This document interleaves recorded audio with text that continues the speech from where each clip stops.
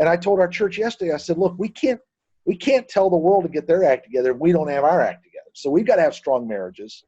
And we tell our men, you got to be strong leaders. And if we can be strong, then we can then set the tone for the world.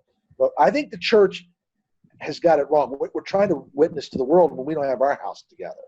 So we got to get our house together. Our marriages have got to be strong. Our kids have got to be in tune with God. And I think then we are able to share it. Episode number 101. You can get all the show notes and resources at dadhackers.us/101. What's up, Dad Hackers? My name is Patrick Antonucci, and I am the host and founder of this podcast and community of Dad Hackers. Dad Hackers is a community of Christian fathers who are devoted to encouraging, equipping, and enabling one another to become the men that God has created and called us to be, so that we can raise up the next generation of fully devoted followers of Christ and leave a legacy of multi-generational faithfulness. Now, on this show, we primarily interview Christian men to dive deep into their experiences and insights into what it means to be a Christian man, a Christian husband, a Christian father, and a Christian leader. We ask questions that dig deep into the thinking and rationale and experiences of these men so that we can all learn and grow into the men that God is calling us to be. I'm so thankful that you've joined us today. Make sure you subscribe so that you never miss any of our value-packed episodes. Also, please make sure you leave an honest review if you're listening to this in iTunes or any other platform that takes reviews. Reviews boost the show's ratings, which means that more dads are going to come across our show and benefit from the content that we put out. I also wanted to let you know that we do have a free private Facebook group just for Christian dads. So after the show, make sure you hop on over to the show notes. There's a link for that in there as well. All right, Jim, we're ready to go, man. How are you doing today? Wonderful. Thanks for asking me to be on your podcast here. Yeah, and thanks for coming on. I really appreciate it. I know you got a lot going on, but I've been excited to have this conversation, so I appreciate it today.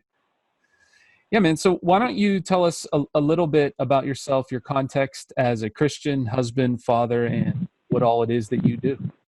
Okay. First of all, I'm married to Jeanette, and on March 23rd, we'll be married 29 years. And she is an incredible lady. She graduated from Johnson University of Florida with her teaching degree, so she was a school teacher for years. But of the last 3 years, she just decided she wanted to go into nursing, so she just graduated from nursing school, and she starts being a registered nurse officially next Monday. But she is by and far my closest ally in ministry and just a wonderful asset. We have 3 girls. Emily's 25. Emily works at a Christian camp outside of San Antonio, Texas. And Macy is 21. She's in the church. She lives at home. And I've got Mandy, who's 25. Mandy, who's 15. 25, 21, and a 15-year-old young lady, and she's extremely involved in our church and headed up on a missions trip coming up here in a few weeks. So we love the Lord, and I'm blessed to be a fourth generation of Christian church preachers. So I had a line of guys in front of me, and hopefully my kids will follow into full-time ministry as time goes on. So I've been at Kissimmee Christian Church for going on 10. It'll be our 10th year in May, and it's been a great blessing to be a part of that. And so that's kind of it. That's cool, man. Yeah, that's amazing, that legacy that you come from in the Christian church preachers. Can you tell us a little bit more about that? Yeah, W.H. Book preached for years at Tabernacle Christian Church outside of Columbus, Indiana. A pretty large congregation there. And then his son, Morris Butler Book, started Liberty Christian Church outside of Richmond, started the very first Christian church outside of Orlando. His son, John Book, started Southside Church of Christ outside of Richmond, and then came to Maitland, Florida, just outside Orlando, and preached starting in 1971. And I graduated from Johnson University of Florida in 1987, worked there 7 years in recruitment, and then went to First Christian Church of Winter Park, Florida, suburb of Orlando, for 17 years, and then came to Kissimmee, where we are presently. So I would say that they have been a huge blessing. The books that went ahead of me, because they truly had paved the way for me. I learned a lot about the family, the heritage, and it's I've just been proud to carry on the tradition.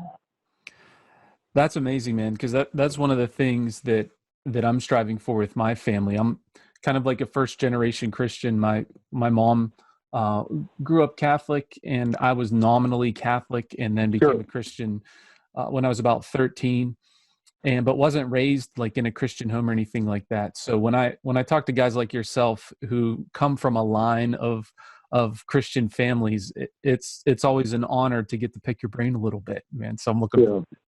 Thanks. I'm very privileged, but I also understand there comes with that responsibility. So, trying to carry the torch and then pass it to the generations after us. So that's our goal. That's our goal. Amen, man. What do you go ahead. I was going to say my sister is also very involved in our Christian school at our church, and our family started Christian schools over the years, and she's helping carry that great tradition of being an educator. So I don't want to sound like I'm the only member of the family that's doing it. I'm blessed to have siblings that are very involved in the church too. So. All right, Jim. So you used the idea of passing the torch from one generation to another, and I really like that idea, that illustration. It makes me think of how when Paul told, I can't remember if it was Timothy or Titus, about passing the baton. But anyway, what do you think was one of the key elements of passing that baton of faith from one generation to the next in your family's legacy? I think we saw it as one of the essential parts to maintaining the Christian movement was that it had to outlive us. And I think we all kind of, each generation of books decided, look, it can't stop here. And I used to tell my girls that too. And I just sent a letter to my daughter, Emily, because she's working at a Christian camp in Texas. And I just said, I want you to do well because I want you to please the Lord. But on top of that, I want to be able to know that it moved to you and then you to others and then your family. And when I told my youngest, she's very active in her youth group, and she goes to a Christian school, and she's, always inviting her friends to, look, this is what you do, not just for me, but this is how you live out your faith, And so we just always try to challenge the girls to replicate their faith. It's one thing to go to heaven, but it's a lot better to take other people with you. And you do that if you hand that torch over. So I really challenge families, man, it's not enough for you to be in the Lord's house. You got to have your families. You got to have your wife on board with you. I know there's a lot of single parents out there. There's a lot of kids that go without their parents, and God's going to bless them. But the idea is replicate yourself, and the best place to do that is with your family. Right on, man. You mentioned about having the family on board, and that's one of the things that I wanted to talk with you about, because I know as a leader in your church, you're really big on getting the whole family involved, getting the men involved in particular. How do you kind of help equip men, or what have you done in particular personally to lead your family well, in the sense that you're leading them as Christ would lead the church, or as God would intend you to lead your family? I know that's a big question. No, that's a great question, though. First of all, I think Paul's outline in Ephesians is he raises the bar very high by first telling every man, you got to love your wife as Christ loved the church. Well, we all know how much he loved the church. He died for it. So I have to die to myself for my family. Their priorities have to be first. And then the wife is in a position now to look up to her husband. I think guys get frustrated because they don't feel their wife respects them. But I think they need to first understand you got to take the lead by loving your wife as Christ loved the church. When you sacrifice your needs to hers, then she's in a position to look to you as the spiritual leader. And then now you collectively raise the children, and then they honor you. I had a young girl in my Christian school after chapel. She's like in 6th grade. She's like, Mr. Book, can I talk to you? I said, sure. She said, I'm just going through a lot. Now she's in 6th grade, right? She goes, my parents are fighting. And it hurts me to hear them fight. My dad's so mad. He's moved into a hotel. And I just listened to her talk, and I thought, here's a 6th grade girl that should not have to listen to her parents fight. should not have to watch her dad move into a hotel. So I said, look, here's the deal. You say to them, would you ever think about talking to our preacher? I said, because I would love to meet with your parents. And I'd love to, I didn't tell her this, convey to them how much pain they're putting their daughter through because they can't correspond responsibly as mom and dad. And then I would present the gospel to them because I know why they're not good parents, because they don't know Jesus.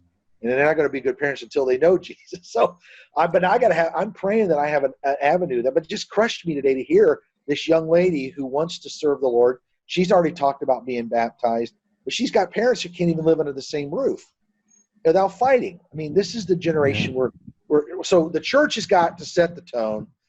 We got to be the right example. We're doing a huge marriage seminar in 3 weeks. We're having the Smalleys lead our couples in what is a healthy marriage. And I told our church yesterday, I said, look, we can't tell the world to get their act together if we don't have our act together. So we've got to have strong marriages. And we tell our men, you got to be strong leaders. And if we can be strong, then we can then set the tone for the world. But I think the church has got it wrong. We're trying to witness to the world when we don't have our house together. So we got to get our house together. Our marriages have got to be strong. Our kids have got to be in tune with God. And I think then we are able to share it because now we got our act together. Amen, man. Yeah, I agree 100% with everything you're saying, of course. And you mentioned that we have to be strong leaders, particularly in our homes as God's men. Right.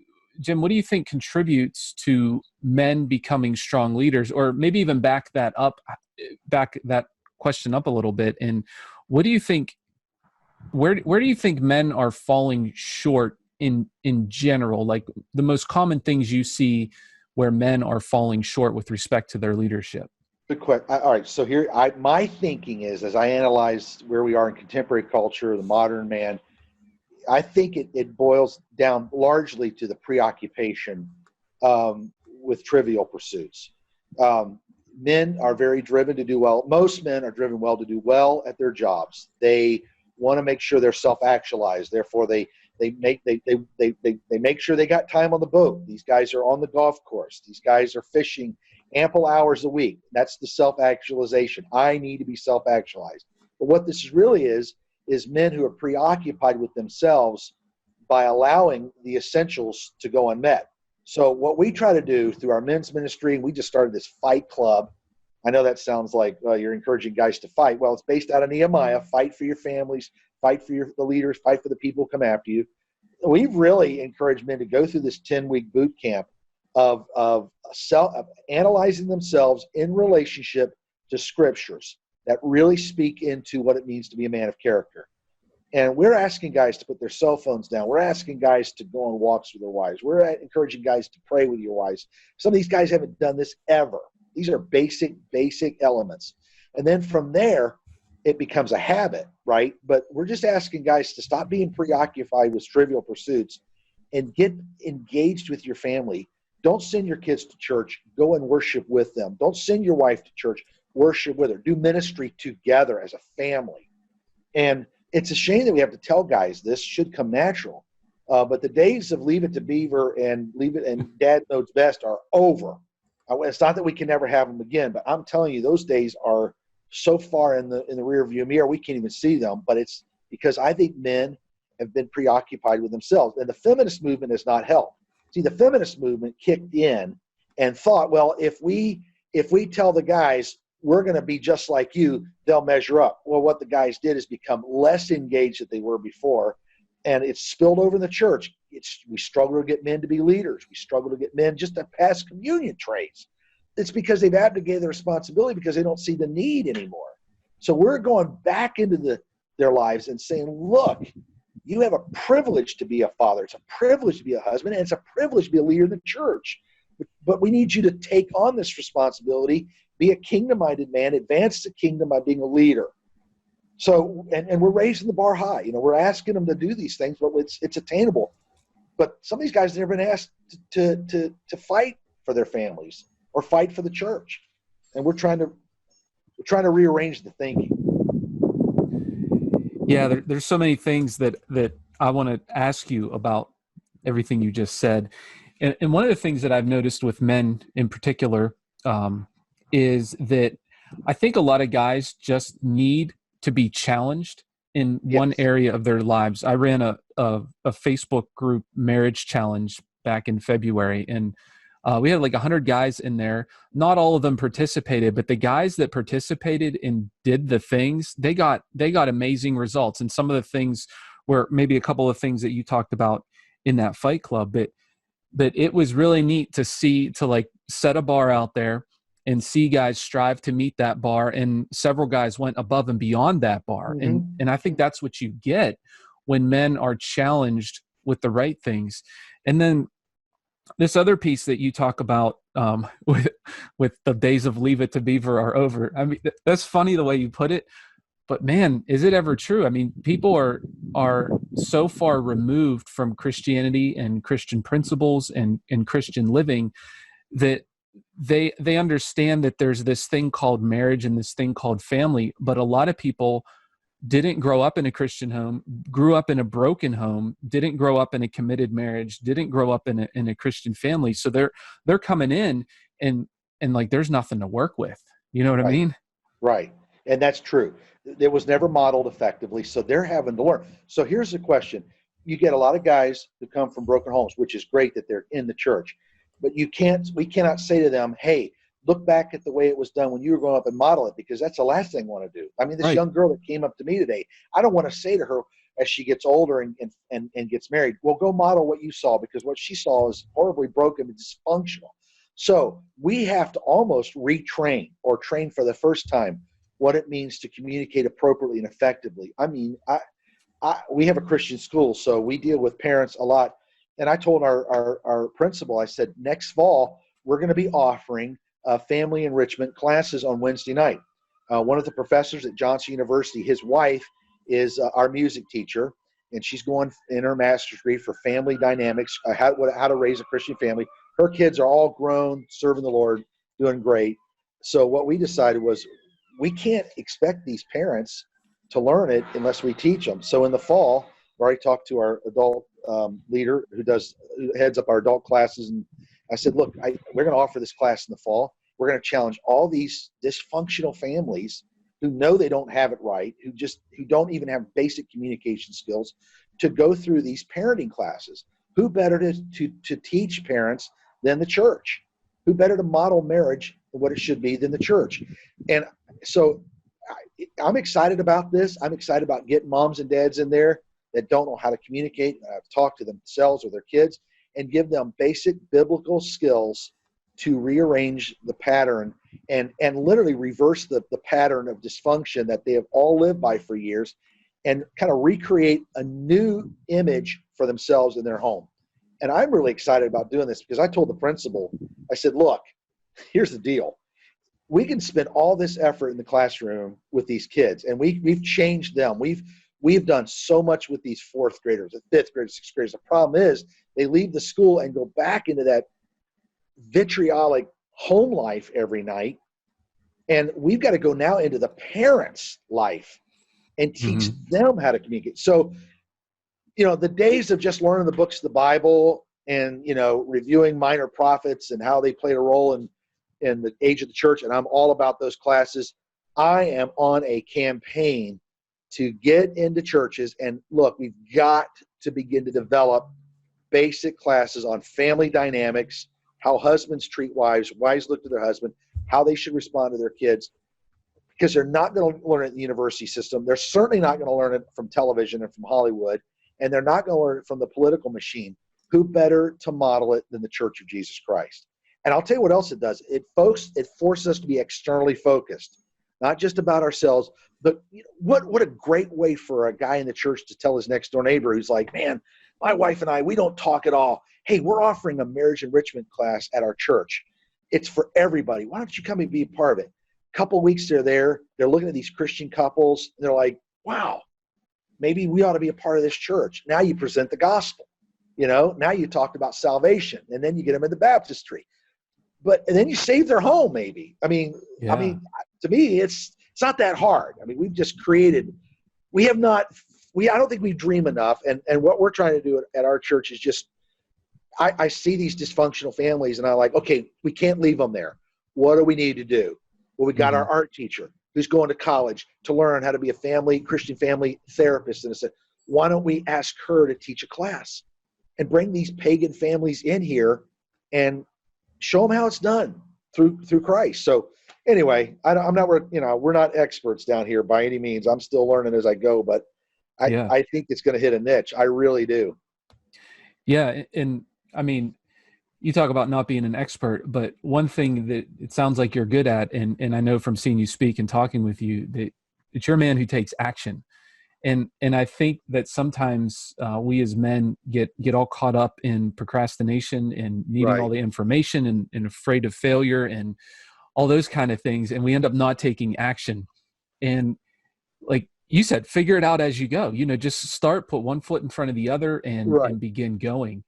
And I think that's great, man. I can hear the excitement and passion in your voice as you begin to speak about these things, and it's contagious and infectious, and I love it, man.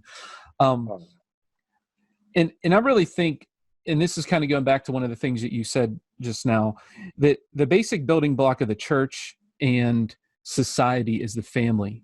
Right. And that is built upon, of course, the gospel, but the man's leadership in the family.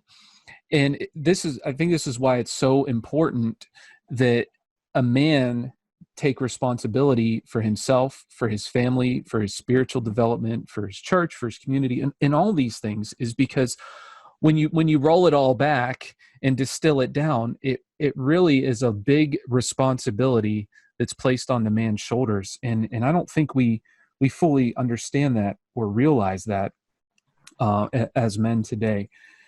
So, Jim, one of the things that you talked about was basic communication skills. What are some things that you see as far as communication skills as husbands and as fathers that we really need to kind of dial in and focus on more?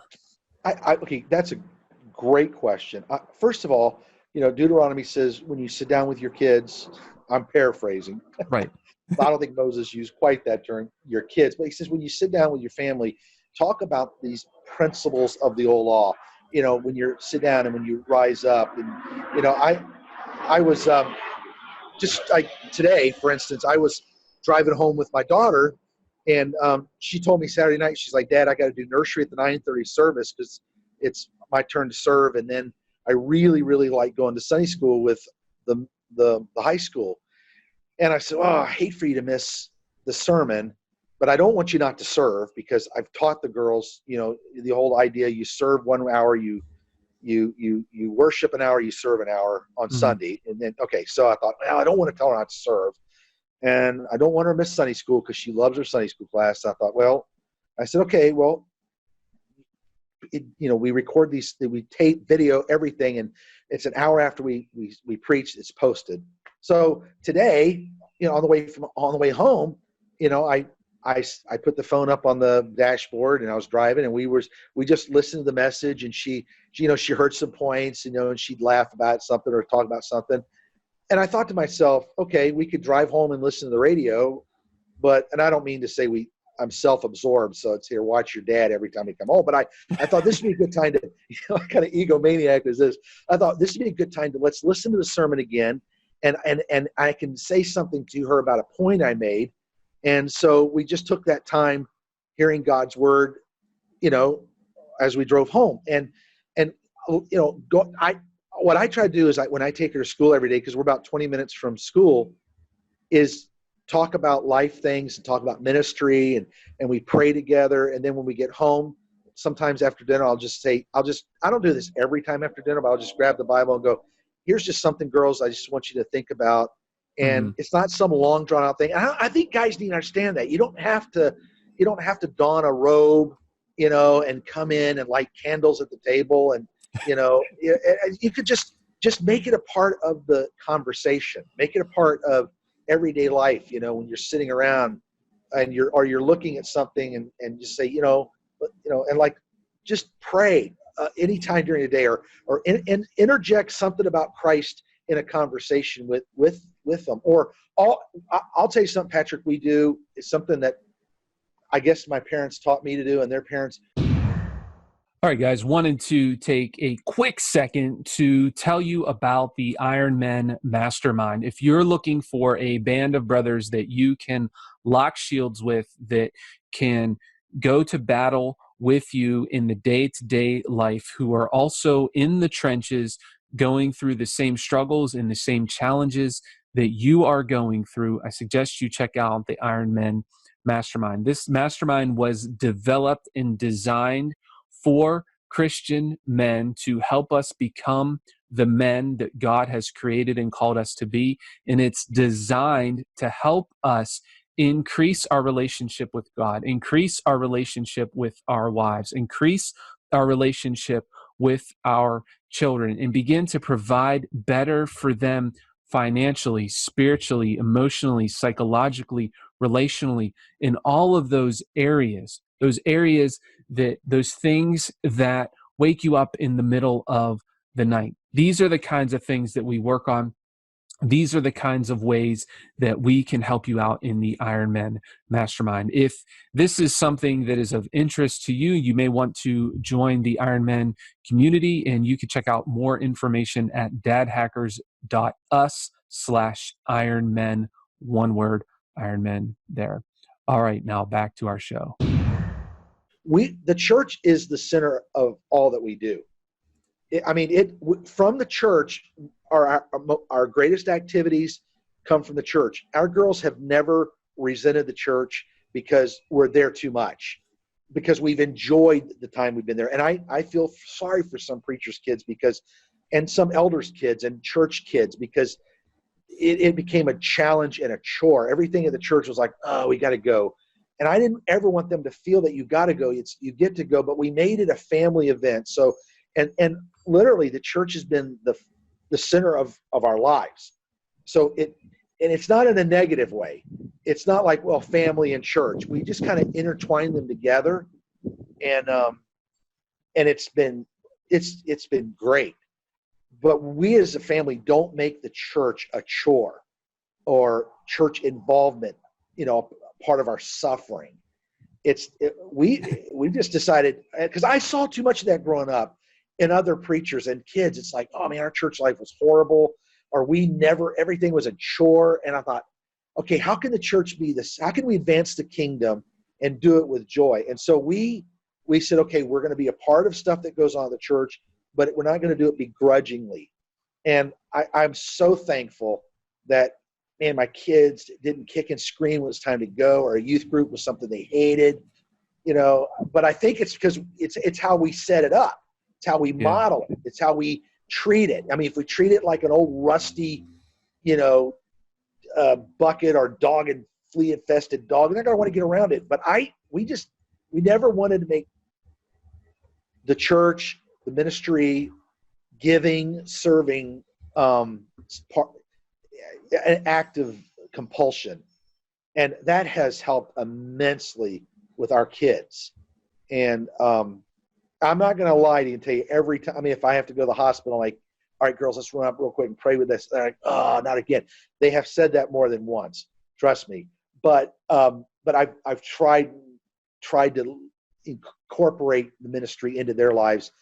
And I just sent a card to my daughter. She just got it, my older, and she just sent me a text like an hour ago, like, Dad, that meant so much. But in that letter I sent her, I said, you have no idea how proud I am that you are a leader in the kingdom, that you are developed into the leader I always thought you could be. So I just penned that and sent it to her last Monday, and she just got it today. But it was my way of reinforcing to her, even at 25, I believe in you. I have high expectations for you.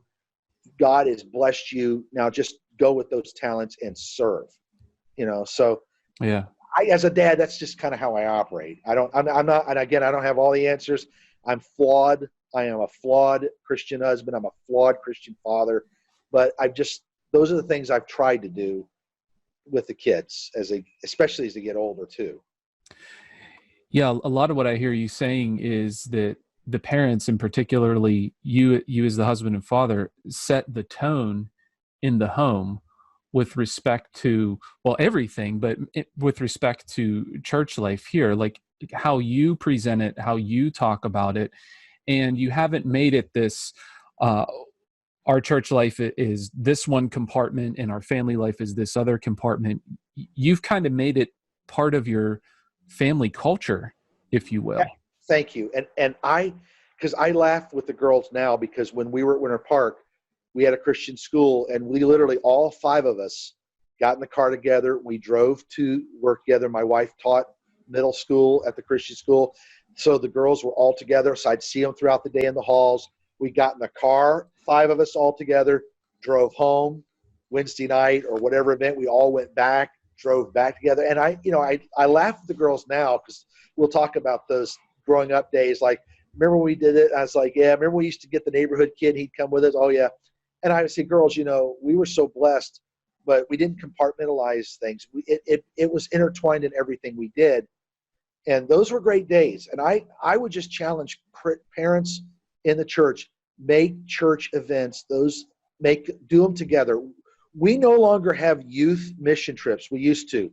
The youth group would go to Hawaii or not Hawaii, Haiti, Dominican, slight difference. Haiti, Hawaii, aren't they the same? Maybe not. Basically. But I said, I challenged our leadership. Why don't we encourage the church to go and not just make it youth? So we encourage parents, go with your kids on this mission trip. When we go to the Dominican, dads, take your kids with. And so we've opened it up to because I said, I think we do too much of this compartmentalization in the church. Like, it's, so when we do these, from time to time, we'll do the Seek the City, taken out of Jeremiah, seek the welfare of the city. When Jeremiah was told by God, hey, you're going to be in Babylon, seek the welfare of the city. So we don't just encourage the kids to go out. We encourage families when we go out and hand out tracts, and we go out in the community and pass out invitations. Let's do it together. And even our elders will go out there and walk with the high school kids, because we're like, let's don't always compartmentalize every age. Let's do things as a family. And I would just challenge families, don't intertwine the teachings of Christ in everyday life events. And not just, it's Wednesday, let's go to church. No, you're the church. You're the church. You're the church. Be the church at home in the neighborhood. Be the church at the softball game. Be the church at the grocery store. We try to do that a lot. I used to, on vacation, if someone was at a gas station and they were selling like watermelon, I would buy like a watermelon and give them like $10, and then I would give them a tract. It's like, here's this, and I said, can I just pray with you? Because I wanted the girls to see, okay, I know he does that on Sunday in the pulpit. He does it on vacation too. And it wasn't just, I wasn't showing off. I just wanted the girls to say, and like during the week, for at McDonald's, I'll hand them a card and say, hey, I'm a preacher at Kissimmee Christian. I'd like for you. And the girls see that. And I'm like, girls, evangelism is something you always do. And I can't tell the church to do it and I not do it. So I, just try to do those kind of things so they see it's like, oh, he's like that every day. He's like that every day. Yeah. So. Yeah, that's so good, because I think a lot of times the children pick up on the fact that dad's one way at church, and then the other hours and the other days of the week, he's another guy. Yes. And it's important for them to see how Christianity and Christ and the gospel permeates every aspect of your being. I was talking to a friend of mine on Facebook, and it was his birthday or something, and he mentioned how whenever he and his wife will go out to eat, they always pray. But right before they pray, they talk to their waitress and say, hey, we're about to pray. Is there anything we could pray about for you? And yes. I was like, that is a phenomenal way to be a light, to be example, to be a witness when you're out to eat. And I took my son out to a breakfast the other day. It was his birthday. And I pulled that on our waitress. I said, hey, is there anything I can pray about for you? It was a little awkward doing it for the first time, but I was like, that is something I can do. That is very simple, very straightforward. You're going to pray before a meal most of the times anyway. Just ask your waitress. And I mean, it gives you an excuse to bring it up. You know what I mean? Absolutely. And think about what that does to your kid. It's like, okay, I can do that when I'm with my friend and we're sitting, and he's like, my friend tells me he's going through a problem. I have permission to pray with him because my dad prayed for the waitress. So I guess I can pray with this person. And that's great. I mean, that's practical Christianity. Yeah, I think sometimes we have stuck in our head that evangelism means you have to go up to strangers and ask them if they know if they're going to hell or heaven right then. Right. You know what I mean? But there's multitudes of ways to plant a seed here, to plant a seed there, to water a seed, and you never know when God's going to provide the increase, or what little touch or what little comment that you make is going to be that thing, that tripwire, that straw that breaks the camel's back, if you will. You never know. So I mean, just keep casting seed out there. Absolutely. So you mentioned this 10-week boot camp you do with the guys called Fight Club, and you mentioned a couple of the things in there. What are some of like the practical things you're calling the men to do in there, with in particular with respect to their marriages and their home life? I'm curious about that. Great question. A couple things that we do. First of all, individually, each man has to go on his his email account, and look at the study on Thursday that's going to be discussed the next Wednesday. So he's got 6 days, and we don't post them ahead. We don't give them like, here's all 10 weeks of Bible study, because we don't want them to get overwhelmed, and we want to focus just on the study for that week. So like the Wednesday night after they get out of class, that next Thursday, boom, on their email are the verses that will be discussed. These are the passage or the passages they need to read, and then come prepared to discuss. And then each week we give them 5 areas that they have to work on. And under those, but there's 5 different headings. For instance, there's a finance heading. Under the finance, that week they need to work on a budget with their wife. Do you guys have a weekly budget? Sit down with your wife and come up with just a very clean, simple template. Doesn't have to be in depth. There's also a communication category. Under communication, we're just simply asking them to spend 15 minutes with their spouse. 15 minutes.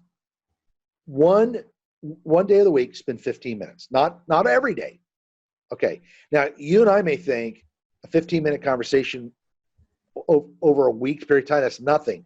You'd be surprised how many men just aren't communicating at all. So for 50, that's a start. And then there's a couple other categories. There's evangelism.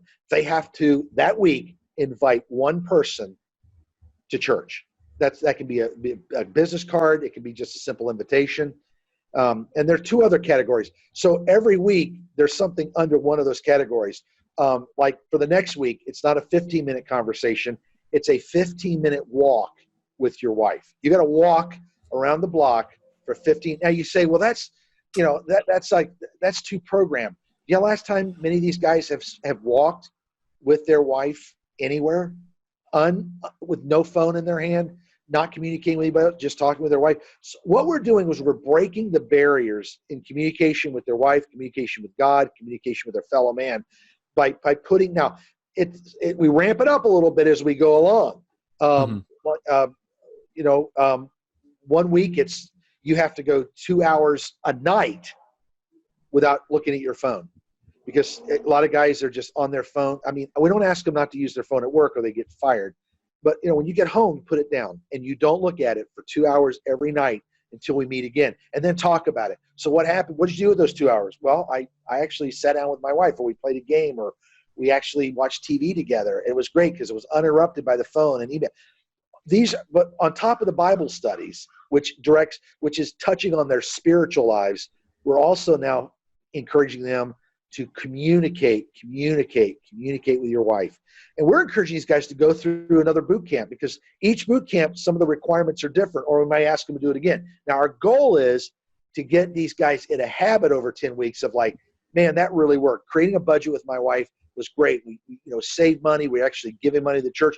Okay, now make that a habit the rest of your life. So the 10 weeks, we're actually, even though it's a 10-week course, we're actually encouraging these guys to start some life habits with some of these procedures. And the reason why it's 10 weeks is because, guys, if you make it much longer, they fizzle out. So commit to 10 weeks. You can do this. If they miss 1 week, they're out. I mean, they're still in the men's group, because the men's group is much larger, but you can't finish. So we started out our first one with about 10 guys. We graduated 8. We're kicking our next one off in 2 weeks. And I'm probably going to lead my first one in the summer. because things are different. We rearranged the Bible studies during the summer at our church so we can do some different things. So I'm looking our goal was to get as many of our guys through this as possible. I have seen guys, though, who have been on the sidelines of this church. I'm embarrassed to say this. I didn't even know they were there. I didn't know they were in the church. And now this one guy's gone through Fight Club, and he never misses. He's now involved in our we do a golf cart on Sunday where we put out welcome flags all over the entrances. We drive people to the building, especially the older people. And he was doing it yesterday. I saw him, and I'm like, this guy, he was doing nothing for the last 8 years. And man, he is chomping at the bit now. And I contributed largely to this ministry. That's awesome, man.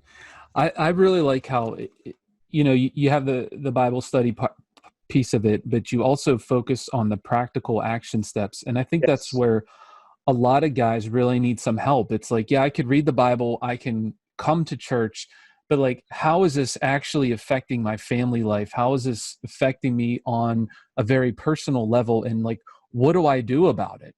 You know what I mean? Right. I can understand the gospel. I can accept Christ. I can be immersed for the forgiveness of my sins. But then what? Like how do I walk out that faith in my family life? And that's why I just love the practical steps. Put your phone down for 2 hours. Make a commitment to spend 15 minutes with your wife. And I'm sure you're encouraging them to do the same thing with their children at some point. Right. Right. And Patrick, you hit on the head. We read the book of Ephesians, it says, love your wives as Christ loved the church. But now we're telling guys, look, here's one way to love your wife. If you put the phone down and you just talk with her, what are women screaming for? I just would like to talk to my husband. I would like to have communication. Okay, boom. That's how you take the love in Ephesians and make it practical in 2020. The director was like, Jim, I'm going to encourage 1 week our guys drive everywhere. Because sometimes, the wife, and I'm guilty of this. I'm like, Jack, can you drive? I was like, okay, I'm tired. Guys, you drive. And maybe for 1 whole week, you open the door for her. She'll probably faint because you haven't done it since you were dating. But that doesn't make you a great husband because you drive and open the door. But it's the start of being a responsible man in regards to showing your wife respect. It's not the beginning and end of all things, but man, instead of screaming at your wife, can you imagine if you said, honey, I'm going to open the door for you and I'm going to make this a habit? I mean, for some women, it's like, man, you haven't shown me that kind of respect in years. Now that again, by itself, no, but that with all these other things that they learn to do through this 10-week boot camp, really it sparks something. And then we hope it just carries on, long after. Yeah. But again, if they want to go through it again, I mean, they can go through as many as they want if it makes them a better husband. But the idea is once you get a guy through it, if you find a leader, then you can help him then teach too. And then you're running multiple ones. Yeah. And one of the things, you mentioned it was 10 weeks. We did a 7-day marriage challenge in the Dad Hackers group. And I was intentional to tell the guys, I said, we're not going to revolutionize your marriage in 7 days, but the little habits and the routines that we're going to set up, if you do those over time consistently, they will contribute to the result that you want in your marriage, and they will set you on a trajectory or a course to get you where you want to go. And just like your 10-week boot camp, same thing. In 10 weeks, I mean, you can make a lot of progress in 10 weeks, but that's not going to revolutionize their lives to the extent that it will if they continue to do those habits day in, day out for weeks and months and years. Correct. And, and Jesus transformed lives in one conversation. I mean, I don't think Zacchaeus and him had lunch over a 3-month period of time. I mean, I believe it was an afternoon or evening lunch, but Jesus said enough in that one encounter that changed his whole life. And I do believe that, short settings, small settings can put people, and use the word trajectory, can put men on a trajectory that will change their lives forever. And you're right. Now we have to feed the soul continually, but I think we've been in revival meetings where that one night we went transformed our lives, or one conversation changed the way we looked at things. Well, 10 weeks is a lot of time, or 7-hour conference. That's a lot of time to plant some real powerful seeds. Yeah. But they still have to be watered over time, and God gets the increase. I get that, but I think these in a timely way, and like you said, Patrick, earlier, men love to be challenged. They love challenges, and I don't think the church challenges men. And I know I'm going to get off on a tangent here, but you look at a lot of churches where the only males on stage are like, worship leaders, and they're kind of like in their flannel shirts and singing like songs that are kind of like, we used to call them lounge songs. They're pretty, but I am pathetic, and I need help. And a lot of guys are sitting there going, I know I need help, but I'm not going to sing that little song, and I'm not going to dance and tip across the stage. And so a lot of guys feel like the church doesn't relate to them. And this is a whole nother conversation in the feminization of the church, which may be for another time. But I think the brawny guy feels left out of the Christian church in many places because the only guy on stage is seen as some kind of, oh man, like I said, I'll leave that for another conversation. I don't think we're dialing into to a lot of men in the Christian church in our movement today. We just aren't. And we could do better. Yeah, I know exactly what you're talking about. We've been having this conversation at our church, and I just recently read the book Why Men Hate Going to Church, and I think you've read that too. And our preacher Jason, he just finished up reading it, and I could tell I gave it to him, and I wasn't sure if he was reading it, and I could tell like the next week in his sermon he had an illustration, he had an object lesson, and I was like, I bet you he's reading that book. And then later we talked, and he was like, yeah, man, I was reading that book, and he was like, I agree with so much in there, and it's so true. We've lowered the bar tremendously. We've feminized the church over the years, and we need to bring masculinity back into the church. We need to bring challenge back into the church, not to the point where the women are excluded, but and we're getting off on that tangent.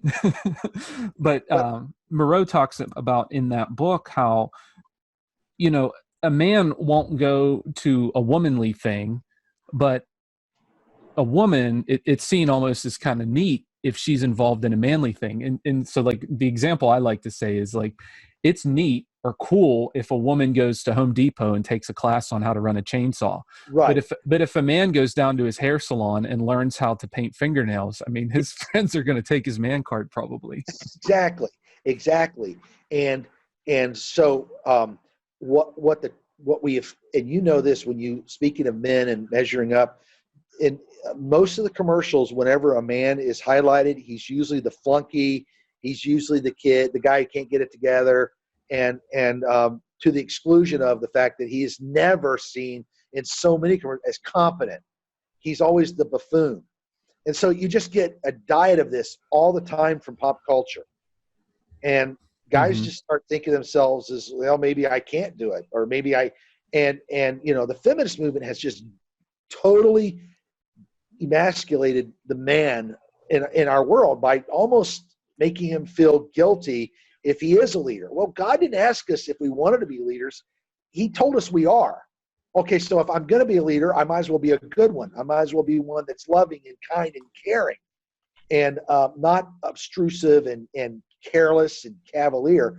So basically, it's just teaching guys how to be good, godly men. And if you can be a good, godly man, now you're in a position to be a godly husband and father. But you got to be a man of God first, and then you take those tools into your home life. Yeah, man, exactly.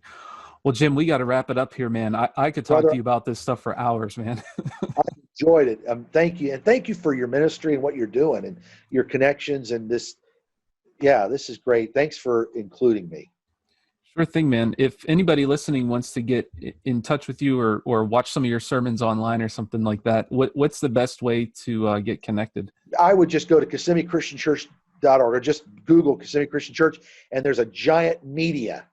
Hit that, and everything's posted within an hour after it's preached on Sunday. It's not quite streaming, but it's an hour from it.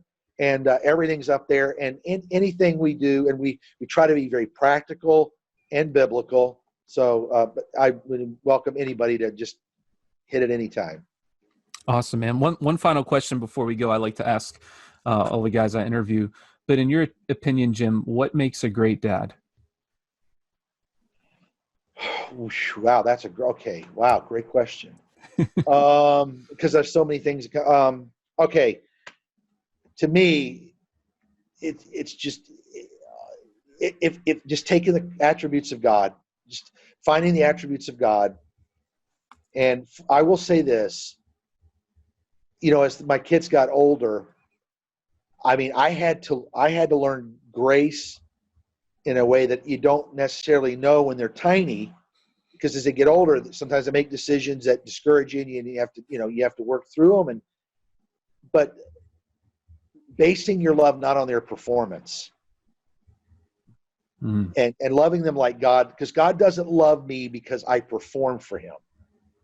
He loves me unconditionally. Now, my love for Him is based on, if you love me, you'll keep my commandments. So that is performance. I mean, but God's Jim, I love you unconditionally. But now I can't enjoy I can't enjoy you, Jim, if you're living in sin. But I already love you. But it's just learning to love, to let your kids know this is a commitment I made. I'm going to love you no matter what. And that is something that I just want to challenge every dad. Make sure your kids know you will always love them. But love and affirmation of their behavior is totally different. You don't have to affirm a decision they make, but you got to always love them. And they'll get that. And so it's just loving my kids and my wife like God loves me. I'm just going to drive that home. Love them as God loves you. Amen. God brother. disciplines those He loves. Yeah. But He never quits loving them. So very true. So very true. Well, good words, Jim. And like I said, I really appreciate having you on the show. And you just dropped a ton of wisdom on us and a lot of practical things that guys can begin implementing if they're not already doing some of these things. And so I appreciate you for that, brother. Thank you so much. God bless you and your work, brother. All right. You take care. Bye now. All right, gentlemen, that's all we have for today. Thank you so much for tuning in. I hope our conversation was a blessing to you and that you leave this episode better equipped to be the man and the father God has called and created you to be. If so, then I ask that you please leave us a 5-star rating and a quick written review in iTunes. Then make sure you head on over to the show notes to get all of the resources for this episode. While you're there, you can take part in our 5 Days to Be a Better Dad challenge, as well as get involved with our free Facebook community. All right, gentlemen, until next week, remember Proverbs 27:17. As iron sharpens iron, so one man sharpens another. Stay sharp.